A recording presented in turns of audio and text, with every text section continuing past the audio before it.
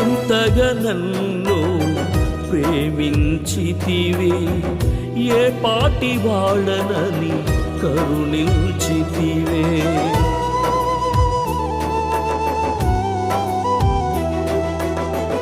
ఇంతగా నన్ను ప్రేమించితివే, ఏ పాటి వాడనని కరుణించితివే. అర్హత లేని నాకు అర్హతనిచ్చి నీ సన్నిధిలో నిలిపిన దేవా. అర్హత లేని నాకు అర్హతనిచ్చి నీ సన్నిధిలో నిలిపిన దేవా. నీ సన్నిధిలో నిలిపిన దేవా, నీ సన్నిధిలో నిలిపిన దేవా. నా మహాగణుడును మన రక్షకుడునైన మన ప్రభు అయిన యేసుక్రీస్తు వారి ప్రశస్తమైన నామంలో ప్రతి ఒక్కరికి మా హృదయపూర్వక వందనాలు తెలియచేస్తూ ఉన్నాను. ప్రియులరా, ఇమానుయేలు ప్రార్థన గృహ పరిచర్యల ద్వారా దేవుని వాక్యాన్ని ప్రకటించడానికి దేవుడిచ్చిన కృపను బట్టి దేవునికి మహిమ. నిన్నటి దినాన కొన్ని అనివార్య కారణాల వల్ల వాక్యాన్ని పెట్టలేకపోయా. దాన్ని బట్టి మేము చింతిస్తున్నాం. దేవుని మహాకృపను బట్టి, కనికరాన్ని బట్టి నిజంగా ఆయన ప్రేమ ఎంత ఉన్నతమైనదో, అత్యున్నతమైనదో. మంచిది. దేవుని వాక్యాన్ని ధ్యానం చేసుకుందాం. పరిశుద్ధ గ్రంథంలో నుండి అపోస్తలుల కార్యాలు గ్రంథం 12వ అధ్యాయము 5వ వచనాన్ని చదువుదాం. పేతురు సరసాలలో ఉంచబడిను, సంఘమైతే అతని కొరకు అత్యాసక్తితో దేవునికి ప్రార్థన చేయుచుండెను. పేతురు సరసాలలో ఉన్నప్పుడు సంఘం అతని కొరకు అత్యాసక్తితో ప్రార్థన చేస్తూ ఉంది. ఎందుకు పేతురు గారు సరసాలకు వెళ్ళారు? ఎందుకు వెళ్ళవలసి వచ్చింది అని మనం ఆలోచన చేస్తే గనుక దేవుని వాక్యం సెలవిస్తుంది, దేవుని కొరకు నిలబడిన పేతుర్ని సరసాలలో వేయడం మనం చూస్తూ ఉన్నాం.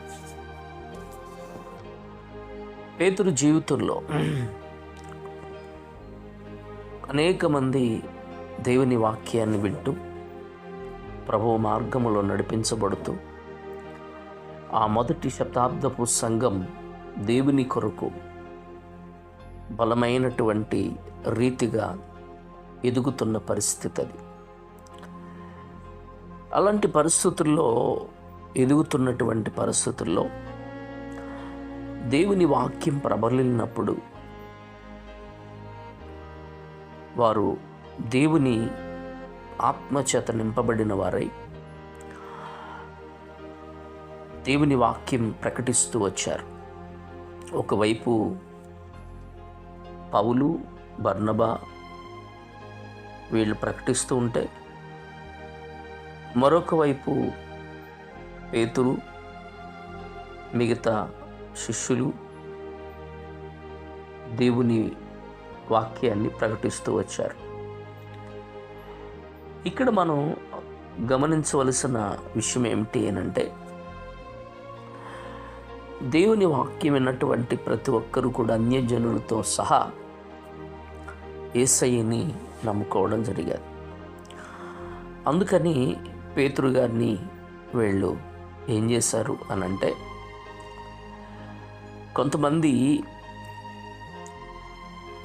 మొదటి వచనంలో చూస్తే కనుక దాదాపు అదే కాలమందు రాజైన హేరోదు సంఘపు వారిలో కొందరిని బాధపెట్టుటకు బలాత్కారముగా పట్టుకుని యోహాను సహోదరుడైన యాకోబును ఖడ్గముతో చంపించాను.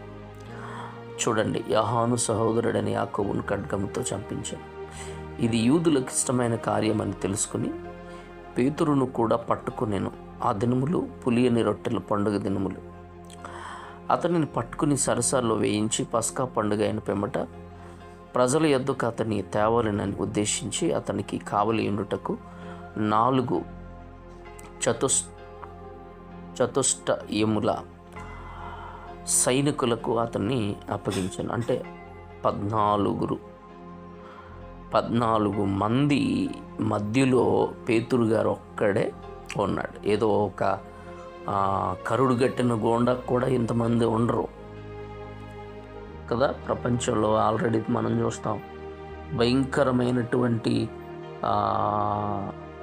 హత్యలు చేసి దారుణమైన పరిస్థితి వచ్చిన వాళ్ళకు కూడా ఎంతమంది ఉండరేమో, కానీ పేతురుకి 14 మంది ఉన్నారు. పేతురు సరసాలో ఉన్నాడని సంఘం అత్యాశక్తితో ప్రార్థన చేస్తుంది. ఆసక్తి వేరు, అత్యాశక్తి వేరు. ఎప్పుడైతే అత్యాశక్తితో ప్రార్థన చేస్తూ ఉందో, ప్రార్థన చేస్తున్నప్పుడు దేవుడు వారి ప్రార్థన వింటున్నట్లుగా మనం చూస్తూ ఉన్నాం.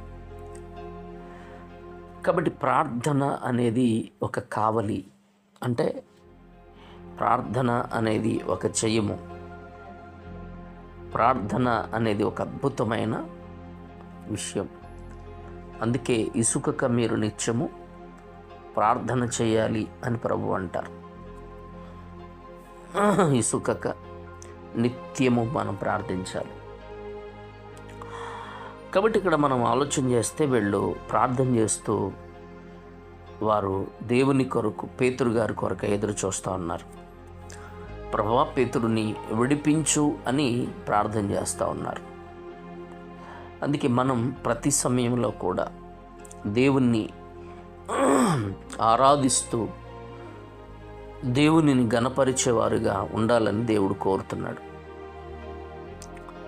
అపోస్తుడైన పౌలు గారు కూడా అనేక పర్యాయాలు సరసాలలో వేయబడ్డాడు. దేవుడు విడిపిస్తూ వచ్చాడు. అయితే మనం గమనిస్తే కనుక వారు పట్టుకుని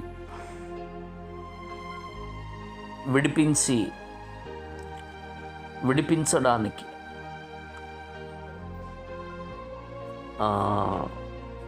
ఎవరు విడిపించేది ఎవరు అనంటే మనుషులు కాదు. మనుషుల వైపు చూడలేదు వాడు. ఎవరి వైపు చూశారు అనంటే దేవుని వైపు చూశారు. సంఘం అత్యాశక్తితో ప్రార్థన చేస్తూ ఉంది. అయితే జరిగిన సంఘటన ఏంటో తెలుసా? హేరోదు అతనిని వెలుపలికి తీసుకుని రావాలనని ఉండగా ఆ రాత్రియే పేతురు 2 సంకెళ్లతో బంధింపబడి 2 సైనికుల మధ్యన నిద్రించుచుండెను. చూడండి, పేతురుకు భయం లేదు. ఎందుకంటే బ్రతికితే ప్రభు కొరకు, చస్తే ప్రభు కొరకు. అలాంటి తీర్మానం కలిగిన వాడు పేతురు. ఈ రోజున నీ తీర్మానం ఏంటి? ఎప్పుడైతే బంధించబడినటువంటి సైనికుల మధ్యలో పేతురు నిద్రపోతున్నాడో, కావలి వారు తలుపులు ఎదుట సరసాలలో కాచుకునిచున్నారు, ఎవరు రాకుండా. అయితే 7వ వచనంలో, ఇదిగో ప్రభువు దూత అతని దగ్గర నిలిచెను. అతడుండిన గదిలో ఎలుగు ప్రకాశించిన దూత పేతురు ప్రక్కన తట్టి త్వరగా లెమ్మని చెప్పి అతని లేపగా సంకెళ్ళు అతని చేతుల నుండి ఊడిపడెను. అప్పుడు దూత అతనితో, నీవు నడుము కట్టుకుని చెప్పులు తొడుక్కొనమనెను. అతడు అలాగూ చేసిన తర్వాత దూత నీ వస్త్రము పైన వేసుకుని నా వెంబడి రమ్మని అతనితో చెప్పాను. అతడు వెలుపలికి వచ్చి దూత వెంబడి వెళ్ళి దూత వలన జరిగినది నిజముగా జరిగినని గ్రహింపక తనకు దర్శనము కలిగినని తలంచాను. మొదటి కావలివాణ్ణి 2వ కావలివాణ్ణి దాటి పట్టణమునకు వినుప గవని యొద్దకు వచ్చినప్పుడు దానంతటా అదే వారికి తెరుచుకున్నాను. వారు బయలుదేరి ఒక వీధి దాటి నా వెంటనే దూత అతనిని విడిచిపోయెను. పేతురుకు తెలివి వచ్చి ప్రభు తన దూతను పంపి హేరోదు చేతిలో నుండి యూదులను ప్రజలకు నాకు చేయనుద్దేశించిన వాటన్నిటి నుండి నన్ను తప్పించి ఉన్నాడని ఇప్పుడు నాకు నిజముగా తెలియనని అనుకునేను. ఇట్లా ఆలోచించుకుని అతడు మార్కు అను మారు పేరు గల యోహాను తలైన మరియ ఇంటికి వచ్చిన అక్కడ అనేకులు కూడి ప్రార్థన చేయుచుండెను. అతడు తలవాకిట తలుపు తట్టుచుండగా రోదే అను ఒక చిన్నది ఆలకించుటకు వచ్చాను. ఆమె పేతురు స్వరము గుర్తుపట్టి సంతోషముతో తలుపు తీయక లోపలికి పరిగెత్తుకుని పోయి పేతురు తలుపు దగ్గర నిలుచున్నాడని తెలిపాను. అందుకు వారు, నీవు పిచ్చిదాని వనిరి. అయితే తాను చెప్పినదే నిజమని ఆమె దృఢముగా చెప్పినప్పుడు వారు, అతని దూత అనిరి.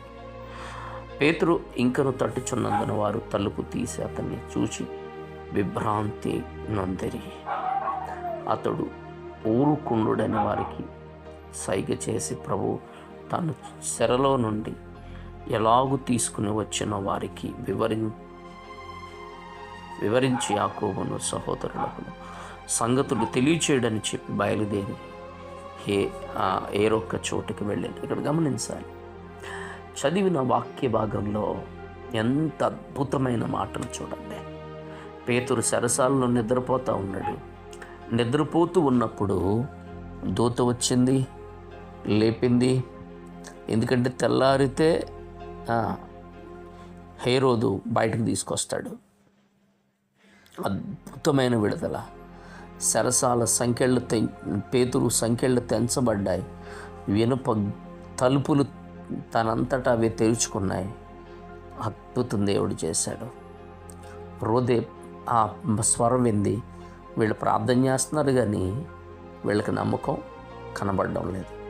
ఆమె తరచుగా చెప్పింది, దృఢముగా చెప్పినప్పుడు పేతురు తలుపు తడుతున్నప్పుడు నిజంగా ఎవరు అని దూత అనుకున్నారు. కానీ తలుపు తీసినప్పుడు అద్భుతమైన విభ్రాంతి నందరూ ఆశ్చర్యపోయారు. నిజమే, దేవుడు నీ బ్రతుకులో కూడా కార్యం చేస్తాడు. ప్రార్థన పరిస్థితులను మారుస్తుంది, ప్రార్థన కార్యం చేస్తుంది, ప్రార్థన అద్భుతాలు చేస్తుంది. కాబట్టి ఈ సమయంలో ప్రార్థన కలిగి ఉండు. అష్టాశక్తితో ప్రార్థించే దేవుడు అద్భుతం చేస్తాడు. అట్టి కృప పరిశుద్ధాత్మ దేవుడు అనుగ్రహించునుగాక. ఆమేన్. మహాగణుడా, మహోన్నతుడా, నీకు వందనాలు. కృపచేత నింపండి. విన్న వాక్యాన్ని బట్టి బిడ్డల జీవితాల్లో అద్భుతమైన కృప నిమ్మని యేసు నామమున అడుగుచున్నాం తండ్రి. ఆమేన్. ఆమేన్.